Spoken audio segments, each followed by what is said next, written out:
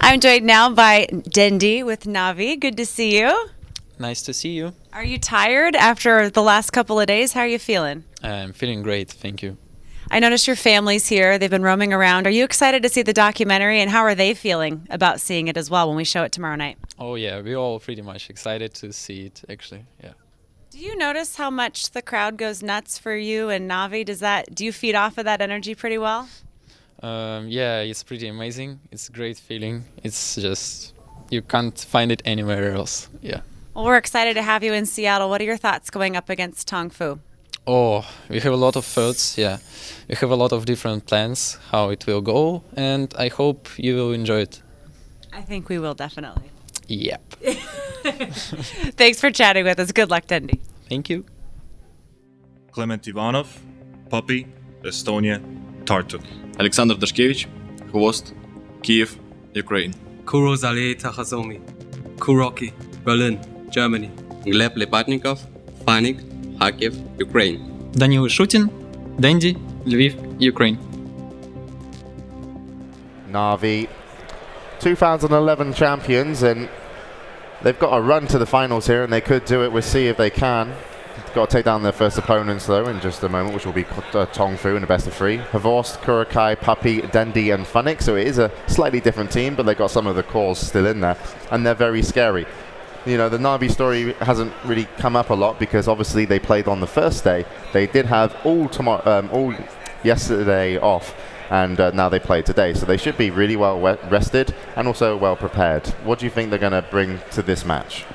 A little stat on Dendi, whenever he says in a pre-match interview, when he says, I hope you'll enjoy, that means they're going to pick Pudge. Wow. Yeah. So I'm expecting a Pudge to be picked in this series. Navi likes to play aggressive, and they don't mind putting on a show despite playing with everything at stake, basically. And they've been down this road before. They've won TI1 with a Pudge pick. They've played Pudge at TI2 as well, and they went into the grand final. I think we can very well expect the Pudge pick to come out of them. It wouldn't surprise me the least bit, the way they utilize it, and I'm just very excited about this matchup. TongFu was my favorite team from China going into this tournament, and I'm gonna have a really hard time predicting a win on this. I mean, along with the Pudge, they utilize Potom a lot on Funnick too. Funnick usually does this trick with the Ancients where he buys Quelling Blade on Windrunner, Priestess of the Moon. I think he's even done it with Tinker, perhaps, and just jungles at level 1. Sometimes he goes on the Dire side, he cuts the trees on top of the cliff in the middle camp, and on the Radiant side, he cuts the trees around the Ancients and creeps those. And a lot of teams have been trying to mess with him because 3 heroes can easily zone him out in the lane, but it's really difficult to contest that sort of position. You have to like run uphill most of the time, and then your mid hero can rotate. And we see teams trying to ward it, but Funnick still usually tries and find some sort of farm. So I hope that TongFu has a solution for this. Bruno, what can you tell us about Navi so far? Well, we were talking about Dendi so far. We had an interview with him, and I decided, okay, this player is kind of good, right? So I'm going to check how good he is. And just to give you an idea of heroes in general, the hero with the highest global win rate in the game in all professional tournaments is Wisp with 59% win rate. So 59% of the time Wisp wins. So I got Navi's all of the heroes that are above 20 games. So he played 20 or more games with. We have Puck, 84% win rate. Queen of Pain, 74% win rate. Templar Assassin, 75% win rate. Patch, the fan favorite, 77% win rate. And he's really a noob at Storm with only 73% win rate. Those are his heroes. Those are the heroes you normally play. How do you beat the odds when he's so good? I mean, sometimes they do draft him a Beastmaster, a Dragon Knight he's been playing a lot recently, and his Magnus too. And those are kind of weaker. S4 has sort of the same thing. I think S4 is a better Magnus, but if then he gets one of those heroes, his Puck is phenomenal. I think it plays very well into their playstyle too. Flashy plays, he kind of baited out a lot of spells, and early aggression. All right, well, we'll see what they're going to be able to get, but of course their opponents are the ones that are going to decide what heroes they're going to want to remove from Navi, and their opponents for this match are TongFu. And we're back with our friend Josh, and we're talking to King J of TongFu ahead of your match with Navi. How are you feeling right now? 问你打 Navi 之前感觉如何？感觉非常好，因为今天精神状态跟之前的病都已经完全消除了，所以今天状态非常好。He says they feel really good, especially because earlier they had some sicknesses and whatnot, but today they've got past all that, so all of them, they feel in top shape. You've been playing the game for many years now, and I'm curious what it feels like as a player to see Dota play get to this level, and not just with the international, but all over the world with so many people watching and playing. 说你作为一名比较资深的选手，然后能看到 Dota 2做到今天这个地步，就是全球这么多观众来看你们比赛，感觉如何？感觉非常棒。因为之前的话，可能 Dota 1在国内可能会受关注度比较多一点，但 Dota 2的话，让我们中国的选手在世界上有更多的机会展露自己，所以我觉得非常棒。He says, feels great. It's awesome to see that people all over the world are watching, and especially in China. Maybe in the past, more people focus on Dota 1, but with Dota 2, people in China are starting to pay attention too, because it's given Chinese players and teams such a huge stage to show themselves. That's great. King Jae, thank you, and good luck today. 王娇 ，banana， 中国开封。陈志豪，好。中国广州，周洋 King J， 中国上海，张盼木，中国武汉，王兆辉山生，中国湖南。TongFu, one of the teams representing China here, and so far they've had a great tournament. But let's talk about last year as well. Last year they actually finished up in 7th, 8th place, actually losing to DK. So already being in the upper bracket semi-finals, they've surpassed last year's performance. So they are definitely a better team this year already. If I was a new viewer and I didn't know much about TongFu, because I don't watch the BTS stream, you know, because it's just amateur hour over there. You know, what would you want to be able to tell me about TongFu going into this match before we throw it to the game? Do you want to take that one, Ben, or should I? You can go for it. Okay. Well, TongFu is really, really good in utilizing melee initiate heroes such as Panda, Clockwork Goblin. We've seen them jungle at Doombringer a lot as well, and those are some of the things that makes them stand out. They really, really want to put on a lot of aggression. We've seen a lot of these Chinese teams put a lot of emphasis on melee strength initiators, and that's something TongFu just does really well. Okay. Well, that's sums it up pretty nicely for us, because actually the bans and picks are already on the way. So we're throwing straight to the game. So this is the other upper bracket semi-final match. The winner of this will play Alliance. That will be, I believe, for tomorrow. But it's a huge game. A lot on the line. It's a best of 3. It's TongFu versus Na'Vi. Best of luck to both teams. Over to the hall for the game.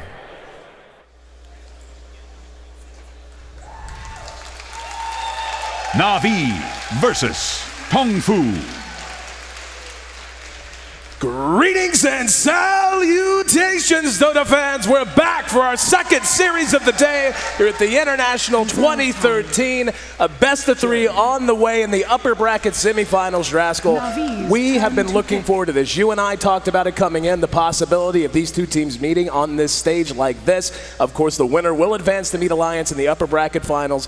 TongFu, one of the biggest dark horses in the entire tournament, a team that for the most part has flown under the radar a little bit, but extremely talented, and now facing their toughest test in Na'Vi.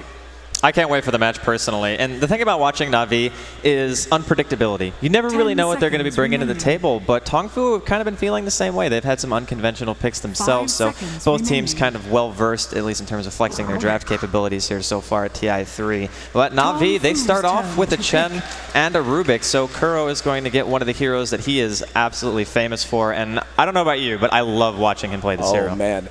Whenever you see Kuro on Rubik, he plays Rubik just a different way. It's something you can't quite put your finger on. He just has such a sense of the hero. He's always in the right position, and the way he builds the Rubik is always mobility-based. He always wants a mobility item that will allow him to make plays in ways that most players can't. And when you put that with the Chen, another hero, a playmaker in his own right, but in a different way, you put that hero in Puppy's hands, you have two extremely experienced players on two of the best heroes in their entire hero pool. Could not think of a better core for Na'Vi to lead off with.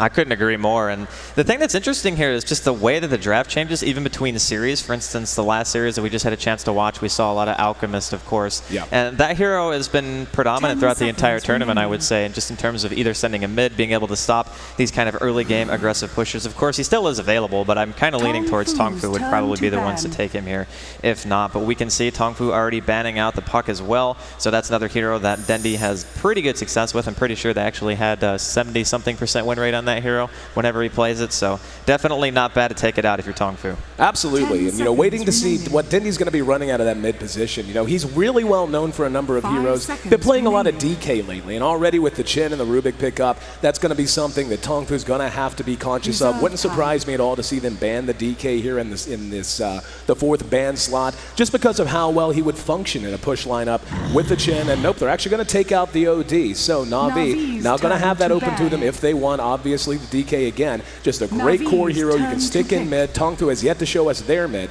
but when you pick that DK before the enemy team picks their mid, sometimes they can counterpick it really effectively. But with a Shadow Demon and a Darkseer, those two heroes, as good as they are, aren't exactly... I mean, the Shadow Demon can roam really well, but it's going to be based on what TongFu wants to do in the early game. Do they want to sit back and just kind of ease their way in, or are they going to start to pressure lanes very early in the preliminary stages? You and I watched TongFu a lot, and we learned there that they are very flexible in that regard.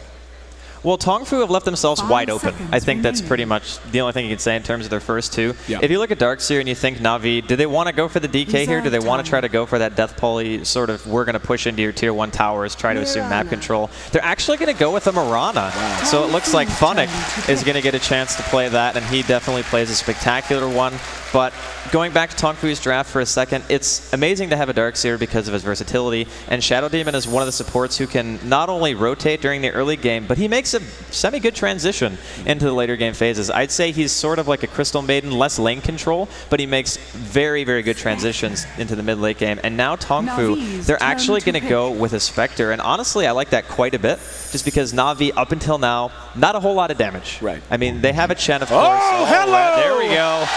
The big man makes an appearance, and there are people on their feet.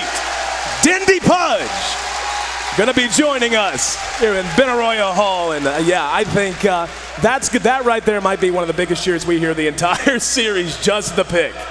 I'm just saying, Melk's stats were correct. Maybe we need a new stat man, honestly, because he called it. He said, if he ever says you're going to enjoy the match, we're going to get a chance to see Pudge. And the thing about Pudge is, it fits Navi's style so well. They love playing aggressive. They love trying to get the map control early on. It actually goes fairly well with the Chen, because once you get those towers, just the looming threat of a Pudge being in fog, going for a hook, it forces you to play so defensively.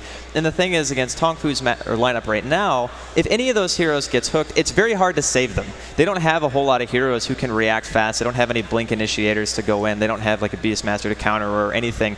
More or less, they have a team who is kind of all around. There's no initiator just yet, so we'll see what TongFu's answer to this is. I'll tell you what, man, if I'm TongFu right now, I am fearing a Pudge that has a permanent smoke from Mirana every time it's off cooldown. How do you even begin to cope with it? I mean, just look at this lineup. Even before the Pudge pick came out, was going to point out, I mean, with the Spectre pickup, that's a hero who obviously has to farm and has to farm hard, can be a monster in the late game, but she does like to show up to fights early. You can build an aggressive lineup, and oftentimes should build an aggressive lineup around a Spectre, just so she can have a little bit of room, not only to farm, but to put aggression on whenever she haunts in, whenever she realities in after haunt. But now Na'Vi taking it to a whole new level. Again, you've got Chen, and an innately aggressive hero. Rubik, as we talked about, played by Kuro, one of the most aggressive Rubik players on the planet. You're going to have Mirana, again, an innately aggressive hero, and a Pudge that's going to have a perma-smoke coming up every time her ultimate's off cooldown. TongFu, they're not going to be intimidated, not saying that, but looking at this, they have to be so concerned about what they're able to do to stabilize things in the first 20 minutes. They're not allowed to make a whole lot of mistakes. Yes. That's more or less what Navi's lineup is meant for, because if they get going, it's going to be an unstoppable train, and it's very, very tough to come back from something like that. On the flip side, TongFu have Jakiro, Darkseer, Shadow Demon, probably one of the best trifectas in terms of taking team fights, setting up ganks. Disruption into Ice Path is very easy to execute. You can get the big vacuums on and such as well. So Gyrocopter is going to be the last pick. I like this mainly because of the fact that TongFu actually could have still taken this. Yes. Because Gyrocopter could have very easily laned mid against the Pudge. And Rocket Barrage, when you get hooked, sometimes it's a little bit shaky if the Pudge is actually going to be able to get the kill, and you might be able to force him back. And of course, Call Down with TongFu's team would have been a nightmare to deal with. But it looks like their last choice is going to be Clockwork, another hero who synergizes well. Cogs and Vacuum, clearly a potent combination. Then you partner that with Shakiro's Macropyre. TongFu have a very scary teamfight-oriented composition. Na'Vi, though, their pick potential and how scared sometimes you're going to have to play against their lineup, assuming that they can get these early game towers, it's going to be tough. This one's going to be really close to call. Absolutely. I tell you what, it's going to be tough on the casters. Imagine how many hooks we're going to see by the time all's said and done. But yeah, I mean, taking a look at TongFu's lineup, I 100% agree with you. These two lineups work in basically the same way, just in complete opposite fashions. Na'Vi is going to be predicated largely on playmakers from single positions. Going to be looking to hit arrows from Mirana. Going to be looking to hit the hooks from the Pudge, obviously. Going to need Kuro's Rubik to be on point, and rarely is it off point. Then you have the Gyrocopter, which does give them some much-needed magic damage, some much-needed DPS, and of course the safety belt that the Gyrocopter can be in the late game. TongFu, though, like you said, they have a dream team of synergy, a dream team of just putting everything together in one beautiful chain of initiation, vacuum into Cogs with the wall and then the Ice Path and the whole thing. And if they can make that happen against Na'Vi, they're going to be able to take these fights very early as well. So this is a game that is either going to go very, very, I would imagine it's going to be a game that's going to go very, very late, or we're just going to see one team get rolling and the other will have no chance to recover. Looks like both teams are going to be occupying different parts of the map to begin. So we'll go ahead and run through our lineups. No surprise to see Puppey here on the Chen. Going to have Gyrocopter played by Havost, as mentioned. Kuroki on the Rubik, one of his favorite heroes. Funnick, of course, a phenomenal Mirana, will be handling her this time. And then the Pudge, going to be handled by Dindy. On the other side of the river, we've got Hao playing on our Spectre the Darkseer, going to be handled by King J. Saw him in the interview earlier. San Sheng will be playing our Shadow Demon Shakiro, played by Banana and the Clock. The other guy with the hooks, gonna be played by Moo. The horn sounds, and we're underway for game one of this best of three semifinal upper bracket matchup. TongFu taking on Na'Vi. I can't wait, man. I honestly can't wait. Every time I get to see a Dendy Pudge, you gotta love it, right? So TongFu, during the early game, obviously looking to be as stable as possible, but they have a perfect lineup to do that. And obviously, Na'Vi are not contesting the top lane right now. Funnick is cutting down pretty much every tree because he doesn't like trees, I guess, and he, of course, is doing the Ancients. So it's going to work out pretty well for him. It's not ideal, but it's pretty much the only thing he can do. I think that the Gyrocopter pick, after thinking about it a bit more, it's even better than originally thought because it's one of the only heroes in Na'Vi who actually makes a BKB. And against TongFu, you kind of really want a BKB against their Wombo combo style of play. And mid, we're going to have Clockwork versus the Pudge. This one's pretty even. The thing about melee heroes, that we just saw it right there, is the fact that Cogs is very, very annoying for Dendy. So I think Moo might actually be able to edge him out. Yeah, this mid matchup's really interesting because these are two heroes who obviously want to get a good start. Pudge does have some laning troubles against a lot of popular heroes that often wind up in this mid, and we can see San Sheng is here now just to help Moo out, just to try and keep Dindy down a little bit more than anticipated. Funnick, as you mentioned, he's doing his thing on the Priestess right up on the edge. But a Clockwork, and we talk about this all the time when you see a Clock, very often the hero winds up in an off lane. He can be very relevant so long as he does get active and is able to catch up in levels and gold eventually. But when he gets a mid matchup like this where he's actually going to be able to get some early farm, he's actually going to be able to get a very quick 6, he's going to have the option of staying here a little bit longer. Basically, I would imagine he's going to base his rotations almost entirely on when the Pudge decides to start roaming around as well. So he's going to be in a great shape to counter-initiate, not just on the Pudge, but on the team as a whole. So without a doubt, TongFu is not going to be completely broken up about the way these lanes have worked out. They have free farm just the same as Havost.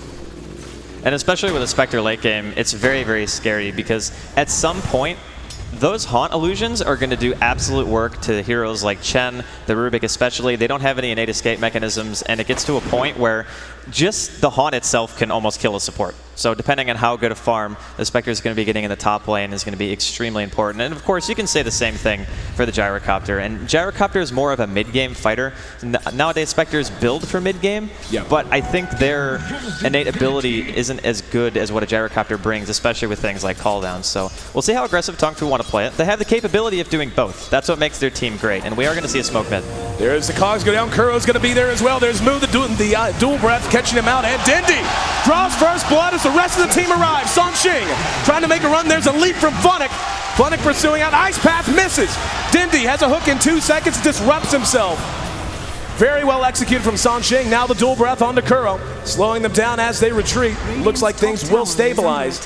Was just going to mention, with so many heroes hanging around for Na'Vi, and you knew that they were going to take a shot at Dindy sometime very soon whenever you just have how effective these gankers are in the Jakiro and in the Shadow Demon. Knew it was coming, but first blood goes the way of Na'Vi. That's one nice thing about having the Mirana doing the Ancients, is that she happened to be level 2. And even at level 1, you can technically get arrow because you know no one from TongFu is really going to be messing with you over there anyway, and all you're doing is auto-attacking the Ancients. So he's so close that he can get there instantly, throw an arrow, turn it around, and get the first blood for Na'Vi. So pretty creative use of the hero, honestly, and Funnick actually gets like 1 lane creep of experience before he's forced back again to go back to his Ancients. But I really do feel like during the early game, and we're going to have a hook that connected Mu. And Dindy going toe-to-toe in the Thunderdome. Dindy's going to have to run. Mu right on his tail. Will get the kill. Here's Chen. Puppey trying to chase him out. Unable to catch him. So 1 for 1. This mid-matchup breaks even. I was just mentioning, I think the early game matters a lot more for Na'Vi than it does for TongFu, because TongFu's team fight is always going to be so strong, and since there is only 1 hero on the side of Na'Vi that goes for the BKB, it's going to be tough. But Funnick going to get caught by Mu. And the cogs not quick enough, able to leap to safety. Good thing too, Sanxing was right around the corner, so Funnick makes it back to safety. He'll go back to work on these Ancients. And bottom lane looks like they're trying to pressure a tiny bit. And the thing about TongFu's lineup as well is with the Darkseer, they can counter push just as well as somebody like Na'Vi. So looks like King J is going to be teleporting down, but he's only level 3 right now, so only level 2 Ion Shell. I don't think he's going to be able to stop the pressure that's coming out currently. And it looks like Na'Vi should be able to potentially push his tower.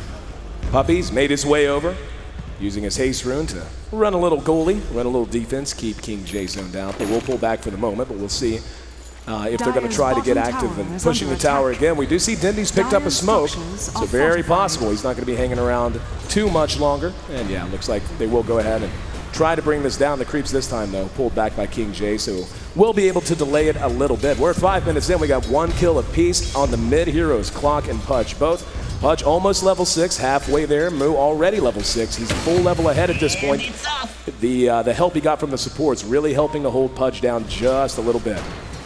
And holding the Pudge down is good in a sense, but Pudge is actually a hero who's fairly good from behind, because as long as he gets levels, he doesn't necessarily care about the CS so much. It's all about landing the hooks. If you land the initiation, that's pretty much the only important thing that you have to do on the hero. And we've seen Dendy hooks before, and Dendy, we're going to have to trust this game for Na'Vi in terms of landing them. But Mu mid, he's definitely doing work here. He's 29-9 compared to Dendy, who's sitting at 20-4, and he is maxing battery assault in here. Here we go mid. Oh, there's the arrow to follow it up. Dindy's right there, and Mu will end up dropping for sure. That's another stack going to Dindy. Hal, though, has come in. He's going to try to secure the kill. Jakiro coming from the low ground.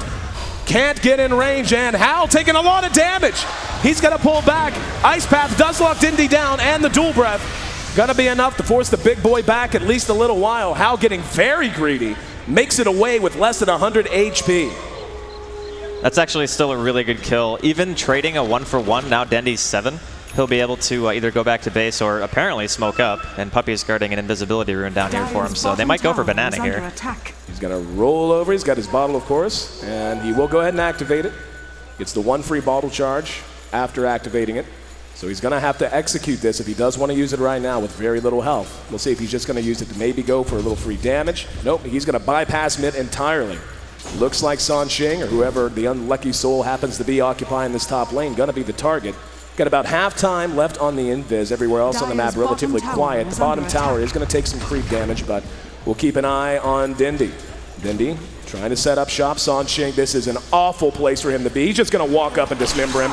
All he has to do, and didn't even have to throw a hook. There's a hook from Mu! Catches Dindy out, down he goes. Here comes Hal, but Funnick has leap at his disposal, doesn't even have to use it, but yeah, you knew that was going to be a risk that he was taking, rolling out with the Invis rune. Of course, you can only bottle once after you activate the Invis, so he had to roll up with little health, and very good reaction. Mu totals another kill. And trading the mid for support, I think TongFu are going to be more than pleased with themselves for that one. So it's 3-3, and as I mentioned before, Navi's early game, it's much more important because these heroes like Pudge, yeah, they can play from behind, but that doesn't necessarily mean you want to all the time, and Dendi's CS is still suffering pretty badly here, and if Mu is able to teleport and counter gank like that every time, Dendi used a lot of time walking from bottom rune all the way to top lane. And when you're mid and you're a Pudge, you do want to continue to get experience until you get to at least level 10, 11, 12, start getting some points in the Flesh Heap so you can actually tank up. But Navi, of course, still doing pretty well. Havos is sitting at the top of the CS right now. He's 55 right now for, or 56 for 14, excuse me, so. Mu on the low ground. Dendi makes his way over. Nope, not going to be able to catch him. He does have full range hooks, so range not so much of a problem. There's a smoke right off the courier.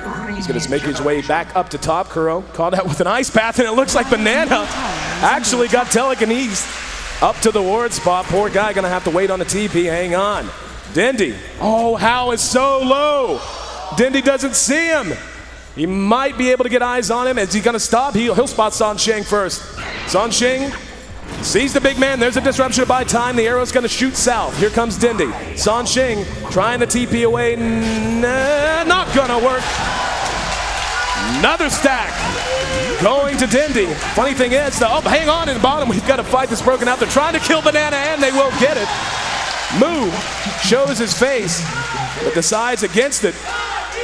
And the crowd already getting behind one of the biggest fan favorite squads in the world. 6-3, Navi doubling up TongFu at this point.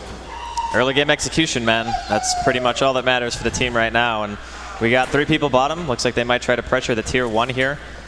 The Darkseer is still kind of behind in levels. He's only level 6. He actually just hit level 6, and he even put a point into wall at that point. So TongFu will be contesting this bottom tier 1. They even smoke up to do so, so a lot of influence going to be put down here. There is a call down, probably. Actually, 5 seconds left on the cooldown for Havos, so I think they're more than happy to take this fight. Here we go. There's a disruption to lead things off. That's on Havos. Walls down already. Ice Path right on top of it. Havos down to half health. Here comes the call down, though. The reinitiation. Puppy there trying to help out, but the damage output just too high, and the hook from Mu. Gonna seal the deal. Puppy trapped inside. Battery assault. There's a hook. Dendi showing up just at the south. Found Sansheng with the Dragon Claw. And Dendi gonna have his hook off cooldown in 1 second. Is he gonna toss it? There it is! Mu brought back to the high ground. He's got the Hell Bear Smasher to help him. Does he have the damage trapped inside? Kuro comes over to help. Hao with a DD going to town. And Dendi might try to deny himself. Nope, kill goes to Hao. Now it's Kuro's turn. However, Havos back up. Ice Path locks Kuro down and cleaned up. Double kill for the carry of TongFu. Hao gonna try to TP out. No, sir! Denied by Navi.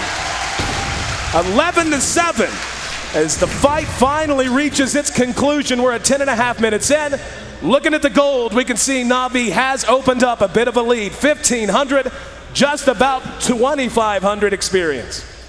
Man, the crazy thing about this is think of the difference in yesterday's games that we did in comparison to this, the longest game in Dota 2 history, and now 18 kills at 11 minutes in. This is the kind of pace of game that I think that most people would probably want to see, especially when you're talking about teams like Navi. But TongFu, they get the deny on the bottom tier 1. So that's definitely good for them, not giving away any extra gold. Their Spectre now has drums, and of course on top of the phase boots, and she can go for the Radiance or maybe Vitality booster. Burning actually did that in this previous series. Sansheng flirting with disaster up here in this top lane, and Dendi inching his way. Oh my goodness! Oh, how? That's a bad timing. If nothing else, looks like there's some kind of an issue, obviously. The fine folks from Valve bouncing into the booth to make sure everything's squared away. And look at Dendi's face. Not any happier about it than the crowd happens to be. But right now, man, Navi is looking great. They are really applying the game plan we knew they wanted to draft. They're making the map their own. You can tell what's happening with TongFu now is reactionary Dota, not deliberate Dota. It's Navi, the team who is really setting the pace so far.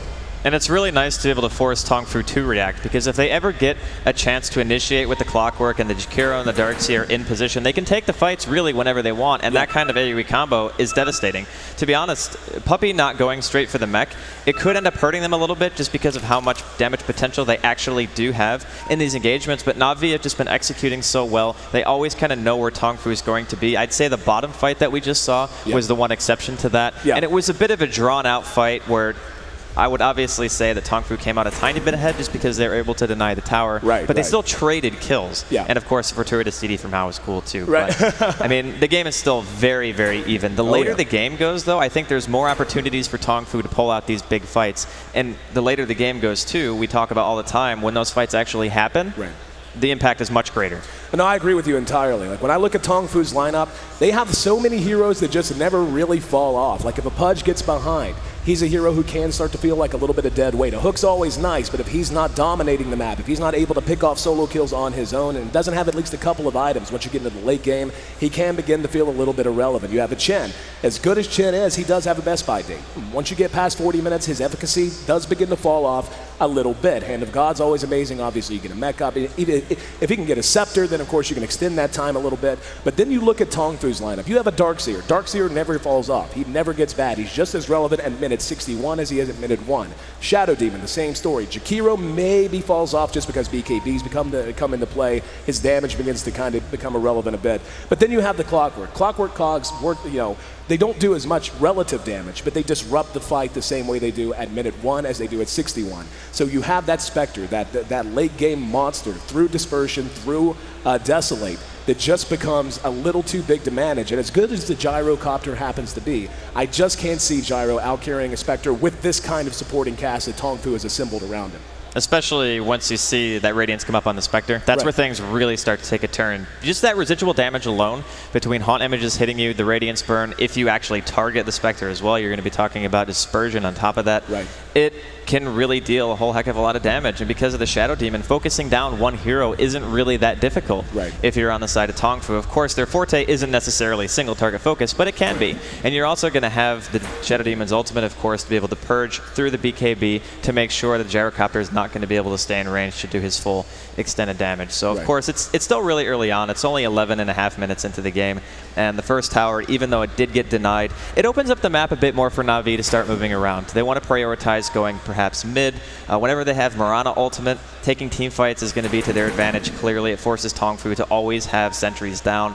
And that can be really scary because in conjunction with Smoke, and then you have Mirana ultimate on top of that, there are a lot of ways that Na'Vi can move around the map that I feel like TongFu don't really have the same capability. They have a Clockwork for initiation and a Spectre, which is nice, but their supports, for the most part, aren't really that mobile. So you can get caught out of position really easily if you're TongFu.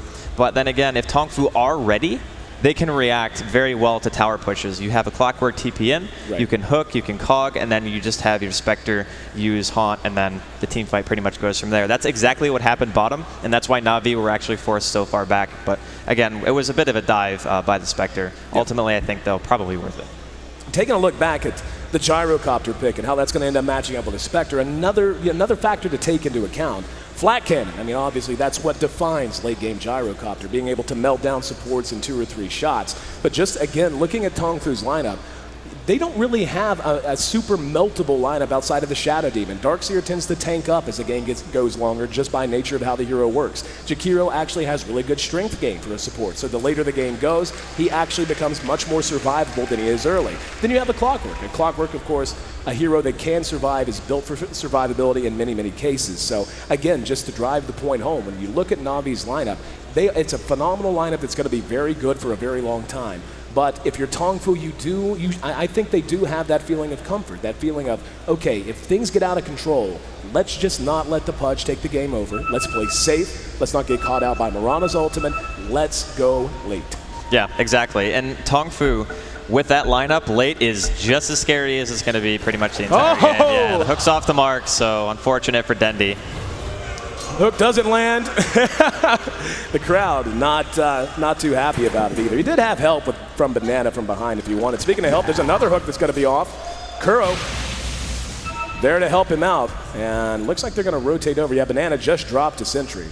And Dindy gonna go fishing again. Elsewhere on the map, all's quiet, so we'll focus on the hero that we know everybody wants to watch, at least for the moment. He's gonna have a couple of targets, maybe 3 if King J decides to make his way over. Here we go. Gonna drop himself a lane ward. Very well placed, and just look at how terrified these two are. They are not coming anywhere near the reach of that hook. Well, for the time being, this is still a bit of a dangerous situation because, like I said, TongFu can react to this so fast. The Spectre's bottom, but Hao has Haunt right now, so it could be a bit of a risk if Na'Vi want to dive. They clearly want the tower. This is one of the more important ones. And very nice play from Mu. There's going to be the Spectre Haunt. Havos is caught out. Hao comes in, hits him with a Spectral Dagger. Mirana's ultimate has him invisible for now, and they're trying to track him down. Havos, very little health. And the Cogs go down and knock him into the Roche pit. Havos goes to hide, and now they spotted him.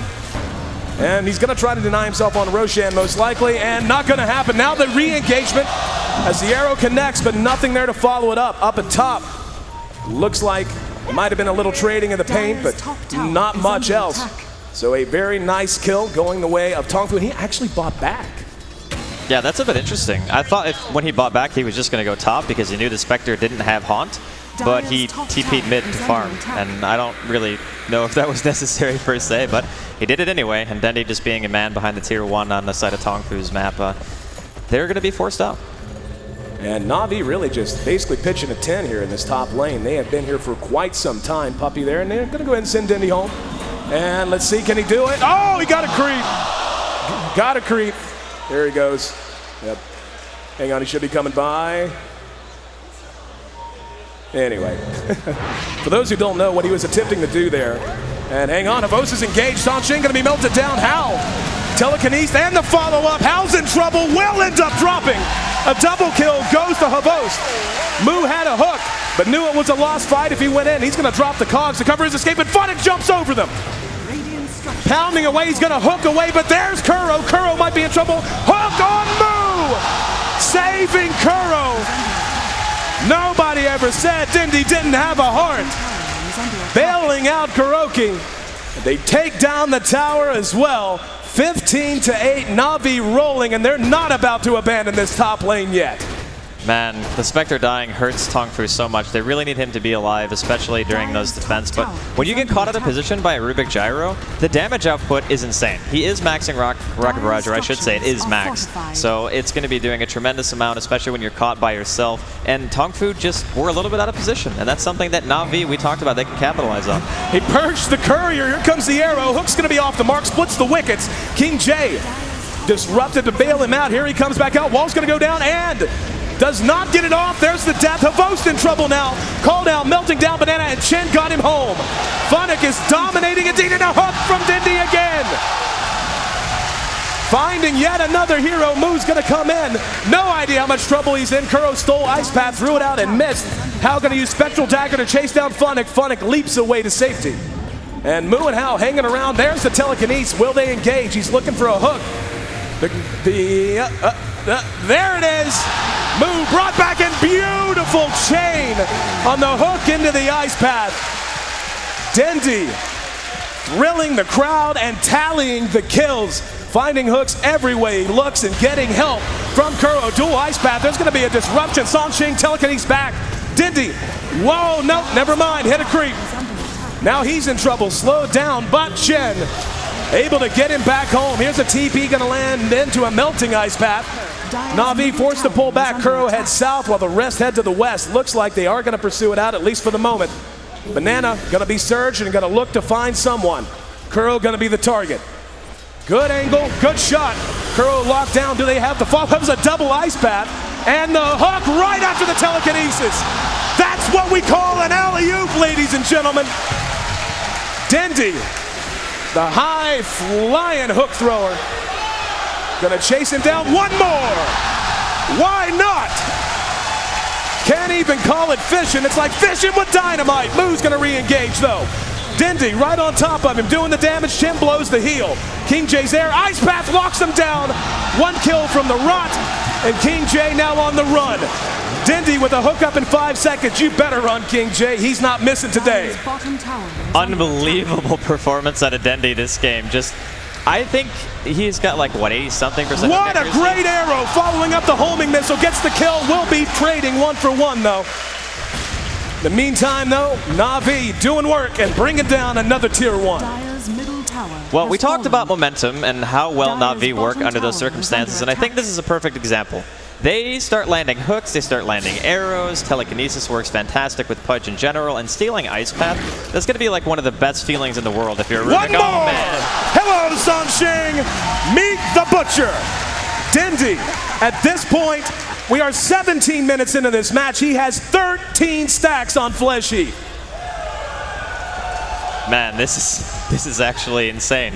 TongFu have absolutely no map control anymore in the top lane or their woods, and you can see how aggressively Na'Vi are warding this now. There's not really a whole lot that TongFu can do, I think, in terms of fighting right now. They've just simply given away too many kills. I mean, 24 kills in less than 18 minutes into the game. Dendi is going to be nigh unkillable for a while, so problems now lie for TongFu. How do you recover at this point? You really have to defend your tier 2 mid especially. You don't want to give Na'Vi anything else because they can just as easily go for Roshan with their Chen and try to go into a more turtley style, because if you look at CS, this Gyro's sitting at 109 where the Spectre's at 68, and it's this far into the game. So yeah, Na'Vi looking really good. Gyrocopter has finished his BKB, will be going with the Helm of the Dominator right afterwards, so Havost definitely taking his time in great shape. We switch over to the net worth, we can see he sits not just on top, but quite convincingly on top. Almost a full 2 grand ahead of Hao. And you know, at this stage of the game, once you get later, you'll see those gaps open up naturally. But at 2,000 ahead for him at this stage, not only has Dendi been playing amazing, Havost has somehow been managing to find farm everywhere he looks. And look at the gold graph. You're talking 5 digits short of 20 minutes. 500 gold per minute lead generated so far, much of it hooked out by Dendi. I just want to say really quickly that the Ancienting Mirana has a Shadow Blade in phase at less than 19 minutes. He's 7-2-5, so Funnick has obviously had a spectacular performance as well. TongFu are sitting in their jungle with 4, and then the Spectre's farming the safe lane. That's how you know a team is scared, when you're basically sitting all together and there's simply nothing you can do if you split up, because you know that Na'Vi have been playing aggressive this entire time, and here they go again. Funnick right there under cover of the Shadow Blade, going to be running a little bit of reconnaissance work. Whoa, comes up just short. The arrow connects nonetheless. They are going to try to follow it up, but looks like, yeah, a little too worried about it. No, we're going to have a reinitiation. Kuro's down on the backside of it. And Dendi forced to withdraw. TongFu finally finding a little bit of ground of their own. They're going to reinitiate. There's the Ice Path. Beautiful vacuum. Calldown's going to connect as well. Havost there doing what damage he can. And TongFu going to be forced to skitter away. Havost tallies another kill. Now the hook. Moo going to be dismembered. And mega kill streak for Dendi, continuing to do work. Bit of an awkward fight. Na'Vi kind of got pincered a bit there, re-engaged on from the back. They lost a couple, but end up getting 3 in return. They're kind of flexing the power of Havost now and how farm he actually is. He even has a gem on him right now. And with the BKB, TongFu's lineup simply don't have the physical damage to deal with him yet. The Spectre needs more items. How right now, he's saving up for the Relic. He's at 2,700, but until he gets that damage, it's not going to matter. Yeah, How going to be able to barely make it away, so nice for TongFu. They're not even giving up any towers. Like, Na'Vi haven't lost a single tier 1, and it's 20 minutes into the game with also 38 kills. Tough to take down a tier 1 whenever you got a Pudge running around your jungle the entire time. I don't think how long has it been since they actually crossed the river? It has been a long time. We're 20 minutes into this game, and at this point, really, Na'Vi just has all the pieces they need. Pudge just finished up his 4 staff, so he's going to have that extra bit of mobility. And of course, for a player like Dendi, loves those kind of items. He's going to be in his comfort zone. You've got the arc boots already up, but more importantly, the mechanism up on Puppey. And this is where they can start to just slow push. They can switch gears if they really want to and just try to free the map up for Havost that way. But just knowing them and knowing Dendi, I would imagine, and Funnick for that matter, I would imagine they're going to want to keep playing the same style. Though for right now, we can see they are just kind of sitting back, hanging back at the moment. Dendi taking his time. He's got 2,200 health on the back of 14 stacks of Flesh Heap. And that's a scary thing. When we looked at him earlier, he only had 1 point in Flesh Heap. Now he has many more. We're going to have Havost taking a look at Hao here in mid. Homing missile on the way. He's got a lot of help behind him. And Na'Vi going to send a little bit of personnel. But just Dendi, there's a hook. Ooh, comes up just short. A TongFu right now just sitting at their tier 2, just going, God, nobody get hooked, please, because as soon as that happens, it's going to be pretty much a lost fight. That's the problem, is like if somebody gets hooked, on TongFu, no one can help them except for maybe Mu. And if Mu goes in to help him, he doesn't have a force stat for anything, so he's also fully committed to that fight. And on their side of the map, they don't have their mech finished yet. King J does not have a mech, and it's 22 minutes in on a Darkseer. That is actually very, very slow considering how the game's been going. Of course, they've been fighting a lot too, and he's died 5 times. Oh, another hook. This time, letting his best buddy, the Dark Troll Summoner, do the hard work. Controlled by Puppey, of course. Wandered him around behind the tower, netted down the Jakiro, and they're going to get a tier 2 because of it. Only one outer tier tower remains. Marana, by the way, has picked up a gem, so any hope of vision for TongFu, a forlorn one. Is under attack. This is the whole purpose of the lineup. You just assume map control. If you have to fall back on the gyrocopter to the late game, it's still going to be very, very potent against TongFu's lineup. And it is a little bit execution-based. Of course, you have to land the hooks, you have to land the arrows, but let's be honest, they've pretty much been landing them both the entire game. Oh, yeah. So they're looking really, really good here in game 1. And Na'Vi going to hook up behind the creep wave. Ready to lay into the last outer tier tower remaining. Looks like TongFu, they're going to react. They're going to do it slowly. Yeah, they're not even going to try. They're going to maybe try to trade. They do manage to bring one down. First tower down for Na'Vi at 22 minutes. But that's going to be the last outer tier tower down for TongFu at 23 minutes. And are they actually going to try to crack this? Darkseer on the other side has finished his mech, so there is an equalizer there. There's Kuro with the telekinesis. And the homing missile will connect. However, we actually got rocket flare. But there's a arrow. Shot, found no target. TongFu really just, how can they hope to cope with this? I mean, Sanxing's way out of position. Yeah, Na'Vi's just so far ahead right now, they can afford to kind of mess around here at the tier 3. One big hook could change this game. And hell, couldn't he just change it, could end it. TongFu playing so far back because they have to, and Havos has no problem sitting here using flat cannon to melt down the creeps. They've got the tier 3 down to half health. Arrow again going to be shot wide. But seriously, just look how far back they have to play just to be safe from all of the long-range potential of Na'Vi. Yeah, normally you would say that TongFu's lineup is pretty good at turtling because you can walk up to the ramp and drop cogs, but if you do that, you run the risk of just getting blinked on by Rubik and dying to a hook. So you can't really even do that. TongFu are sitting so far back that they're not even in range of creeps right now. Looks like Sansheng goes forward though. There's a disruption, and they tried to hook off of it. Mu though connects with just the illusion. Missed opportunity there for TongFu. Dindy now up front, and he wants a hook, and he'll take tower shots to do it. King J found. Now they're going to make him engage through the wall. Here we go. Battle breaks out. Calldown's going to whiff. Mu catches a post out, but that lifesteal doing the work they needed to do. And the rest of TongFu forced back again. Hal tried to initiate in. Now the hand of God going to be blown. And the hook splits the wickets. Dindy went fishing, came up with nothing. The arrow doesn't connect either. He's way up there. Homing missile will maybe catch out. He's moving quick, but Funnick jumping in. There's a disruption. Kuro grabs Mu. Sanxing taking right-click damage. Havos going to be able to melt one down with Rocket Barrage. Double kill for Funnick. 3 are down for Na'Vi, for TongFu. The mech's going to be off cooldown in 10 seconds. So no question, they're going to be able to hold this out and bring down a set of racks. No map control for TongFu, soon to be one dead lane. With the death of these racks, there's the mech use. King J's there, might want to try something. Actually got caught out, got stunned out. And yeah, he's already down to half health. Here we go, TP's coming in. Hal might want to fight. King J eyeing it, they actually didn't get the melee racks. And Puppey sticking his nose out a bit. The Wildkin will pay the price. Na'Vi not abandoning the ship quite yet though. BKB's off cooldown at just 5 seconds for Havos. They may want to fight again. Dindy with 2,700 health after adding an Ogre Club to his inventory. He's working on that BKB. Mithril Hammer there as well, playing some man mode Dota, just wandering around in front of the tier 3s. And the arrow will connect on Mu. Rax goes down, Dindy can't get the shot. Ice Path locked him down anyways. A nice one, got 2 of them. Funnick, just look how aggressive they are. Just running back in. Hook that time came up short. They are in such control that they are the one dictating the pace and the positioning inside of TongFu's base. It's the threat of a Pudge, man. When a Pudge gets ahead, it is possibly one of the scariest heroes to play against. 1,300 range on Hook. You can't be anywhere near him. There's just nothing you can do about it. So when you walk into the base of TongFu, you see like a Jakiro, a Clockwork, a Darkseer, you think, man, that's some pretty good base defense. But the reality is, you can't get close. Nope. You can't get close to use any of those abilities. Ice Path is probably the only one that you could potentially use and not get punished for it. But then, like I said, Kuro, he's got a Blink Dagger. So Na'Vi, they're going to be able to get Roshan. Vos can actually solo it if he wants to. It would take a while, but he does have a Satanic now, and his farm is absolutely absurd. This is one of a very old style of strategies where it's kind of 4 protect 1, but it's 4 kill everyone, and the other guy just gets farm. Pretty much how it's working out, too. Dindy has tallied 16 stacks on his flesh heap so far. An absolute monster of this game, quite obviously. A lot of the bit players, though, have really had such an impact. The synergy between these players, Funnick chaining up the arrows, and Kuro, the alley-oops, telekinesing them right into Dindy's hooks.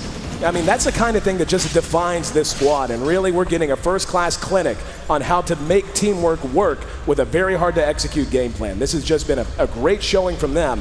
TongFu, just about 20,000 gold down now, and 20,000 experience. And yeah, this might be about their last chance, and even then, I mean, hell, the Radiance isn't even done on Spectre yet, has not even completed. Hook gonna split the wickets again.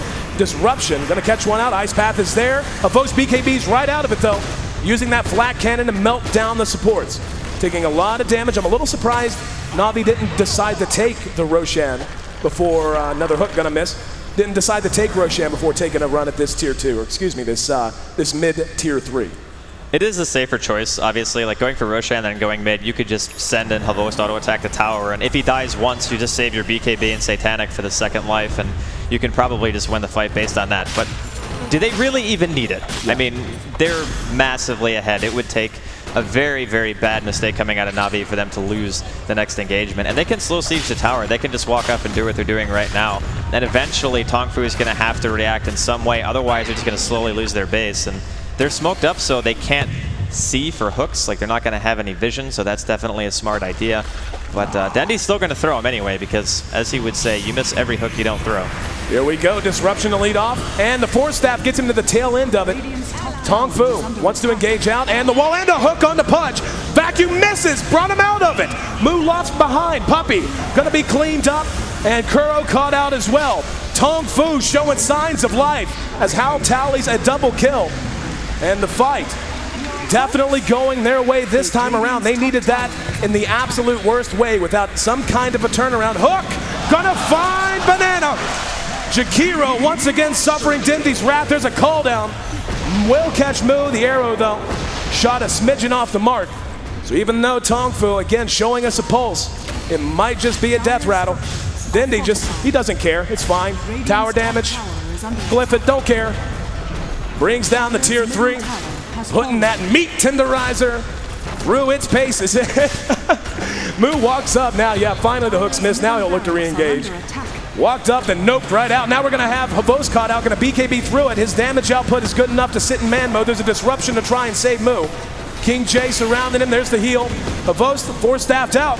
And Hal trying to find a target. Looked at Havos, looked at punch. Good arrow going to lock down Mu. And the hook brings him back. Funnick trying to make a run. He's taking a lot of damage. Dismember on the Hal. They turn their attention to the carry, and down he goes. Dindy is indeed godlike.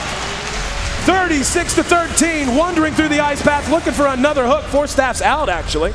Rare moment of Dindy not wanting a fight, but the end result gonna be the same nonetheless. Down goes the second melee racks, and GG! Na'Vi getting the job done, my friend.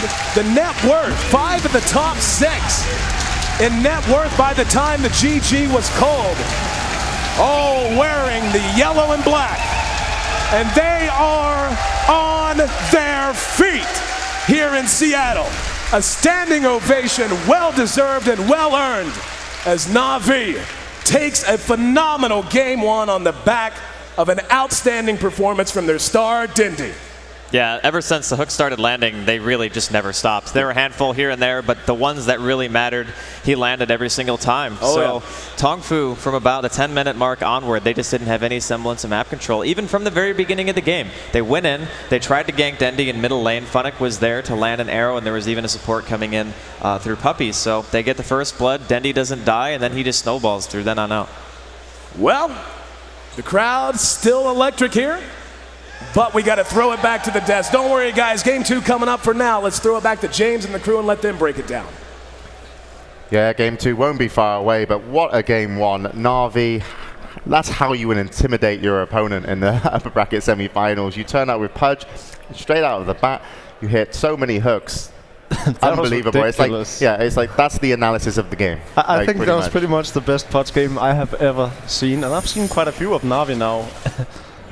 And they were just shaking. Like, they could just run away a lot of the times, and they would just try and do these fancy moves and just get hooked every single time. He had some help with the Troll Netter and a little bit of his team, but really it was just a Dendi show. And again, we see this Potom with the Quelling Blade. She just sits around mid and can just arrow them in case. Wow, this is ridiculous. Yeah, it's one of those skills. Like, I always feel that there's a couple of heroes that are particularly fun and good in terms of high risk, high reward, just because when they connect with their abilities, they make such a big difference in team fights. And two of them were in this game for Na'Vi. It's Pudge with the hook, and it's also Mirana with the arrow. You hit either one of those, it can change the whole kind of plan that the other team had in terms of how the team fight's going to go. So it's very scary to play against and also judge, and they did their best. Obviously, they did farm up well on the Spectre. Hal was playing it, I believe, unless I'm completely wrong, but wasn't enough. Yeah, traditionally their lineup is pretty good for counter-initiating too. They can haunt in, they can clockwork hook in, they can vacuum into an ice path. They had so many things that could potentially stop a arrow initiate or hook initiate, but it just never really got to that point. They just seemed rattled, and whenever their supports really showed, even at tier 2 towers, they would just get hooked by Dendi. I don't think Banana will ever greet Dendi again. I think he hates him. I would. I think I predicted the Pudge pick, by the way, just to toot my own horn, and I'm gonna do the easiest prediction of the tournament so far and say that TongFu is gonna ban Pudge now, the same way we saw IG do last year. That was the recipe to success, just simply banning the Pudge. I'm not convinced they're going to ban out Pudge. I think Na'Vi are happy with that one, and they're maybe come up with other ways to play. I mean, it's always a possibility. When we're talking about Pudge in general, we look at Na'Vi and we say, okay, this hero is really, really good. However, we check out his statistics. We talk about him being 77%. And maybe someone new to the game says, okay, this hero is super overpowered because we just saw how much he dominated. I just want to point out that the rest of the scene combined, all the other players that have played Pudge in pro tournaments have in total 42% win rate with Pudge. That means that you have to be really, really good to actually make this hero work. Is it a hard hero to play, Malk? No, I find him very easy as well. I'd never get to solo mid. What about you, Ben? He's pretty difficult to play, I would say. I mean, they didn't even have a Bane set up like they do normally. Yep. Yeah, well, okay, you're asking me if it's hard to play Pudge. Well, it depends if you want to win or lose, either way. I find it easy to click spells, but the outcome's not always fantastic. We have to also mention Kurokai and Puppy. Both of them had over 20 assists, so even though, of course, there was a lot of fighting going on, the whole team was involved, and, Havos, you could just say he had the time of his life in terms of the amount of freedom he had on the map, and just, they could go aggressive. They went high ground without Aegis on him. They were very just comfortable, and it really showed how dominant they were in game one, and also how that's going to affect TongFu, because I don't feel that you would expect that in a game one. Normally, when you come into a pro game as a professional team, you're like, right, this is what we know. This is our standard draft, and if we're better than the other team, which you would assume, you would always think you are,